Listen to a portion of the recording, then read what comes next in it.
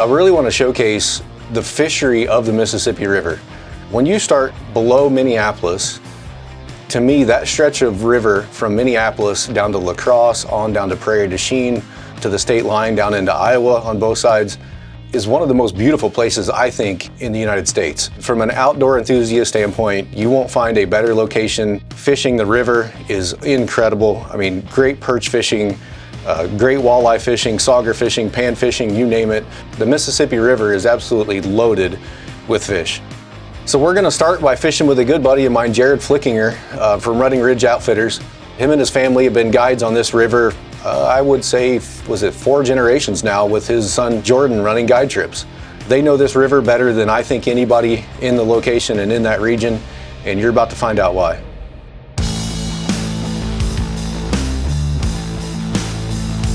I'm Jared Flickinger. I am a 3rd generation guide here on Lake Pepin. I've been guiding here for 33 years. Today we're gonna head out. We're gonna try to look for some bigger fish. It's the middle of August and we're just gonna do our best. Slot limits of the fish. Right now we're only doing 4 fish per person, 15 to 20 inches and 1 over 20 inches. The fish are getting bigger, the action's getting better. This is a troller's dream. I wanted to show the diversity on the Mississippi River in the summertime and how you can catch fish on Lake Pepin. That is pretty much primarily a trolling bite. It's 15 miles long, so it gives you plenty of space to cover some water, pull some boards, run cranks, do a lot of different lead course type. I mean, there's so many different type presentations you can run from the trolling setup. It's kind of, I mean, a troller's dream, to be honest with you, on Lake Pepin. Beautiful scenery, a lot of water, tons of fish, and I personally think, especially in the springtime, I think some of the best walleye fishing you'll ever find in the country is located right here in Pool 4 on Lake Pepin, or just below Red Wing, essentially. And I'm looking forward to putting one of these big, 25, 30-inch walleye in the boat that he always brags that he can catch.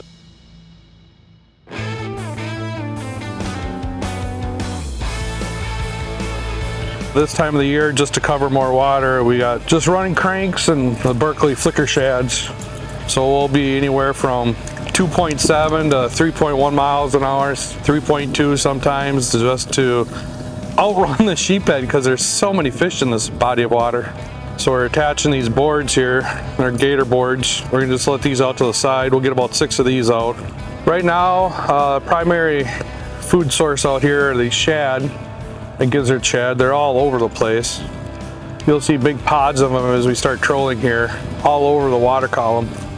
All the boards right now are concentrating on the fish that are between 8 and 10 feet down. Oh, we got an outside board going back. Yep, there it goes.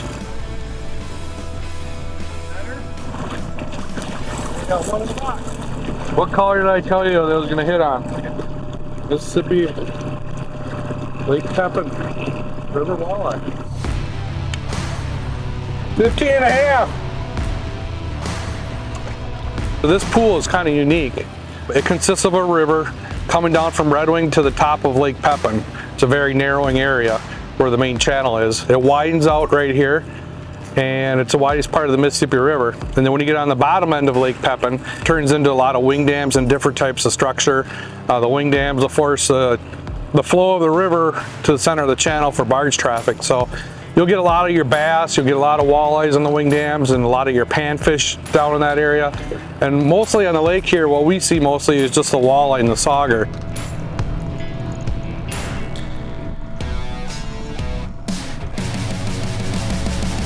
This is a Lake Pepin sauger. As you can see, it's not a walleye. You have the spots on top of the dorsal fin right here. And then on the tail down here on the tip, it's not as pronounced with a white tail like a walleye. But with a slot limit, these fish have been getting a lot bigger. And when walleye fishing is slow, these tend to show up a lot more. And we have seen some of these up to 25 inches. So they're good. They're actually making a really good comeback. So we started the day on the Wisconsin side of the river with the current and the way everything was setting up. Jared wanted to pull a particular stretch of river that he said has been producing pretty well. We started catching a few smaller fish, caught a couple saugers. We'd catch 1 or 2 here or there. I ended up putting, I think it was a 29, almost a 30-inch fish in the boat. definitely my biggest fish with Jared, and my second biggest fish actually that I've ever caught. So it was a great start to the day from that standpoint. Lake Pepin is a troller's dream. You put the lead core down, you put your boards on, and you can keep going without getting snagged up for most of the areas. When these big pods bait fish start getting all over the lake in August like we are now, once again, we are covering water. We're looking for pods of bait fish. We're getting our baits down into the clouds of where the bait fish are. So those bait fish could be anywhere from 8 to 12 feet down. So when we run our lures back, we set the depth right off the back of the board to where we want that lure run. So this is our summer pattern right now. As September starts rolling in, the bite stays like this, but then we start transitioning again back into the fall bite, where the bite is, you know, they're on a feeding frenzy for winter, and you'll see a lot of the action at the dams, Red Wing Dam, the Elma Dam. You'll see boats everywhere again. So different types of fishing here, and have a lot of good opportunities to catch a lot of great fish. For me, a big reason I wanted to get out there was to showcase to some of my clients the potential and what the fishing actually is in that region. Both sides of the river, Minnesota and Wisconsin, is one of the most unique and one of the most beautiful areas in the country that I think exists. One of the biggest things to learn on the river system is current. If water rushes down, hits a point, it's going to create a current seam around the rock pile. That's areas where you need to fish. Wing dams produce a lot of current. When the water comes down the river, it directs the flow of the current from the wing dams to the center of the channel, creates a lot of seams and eddies where, you know, walleyes and other bait fish like to hang out, and that's where you kind of want to concentrate on. Little walleye.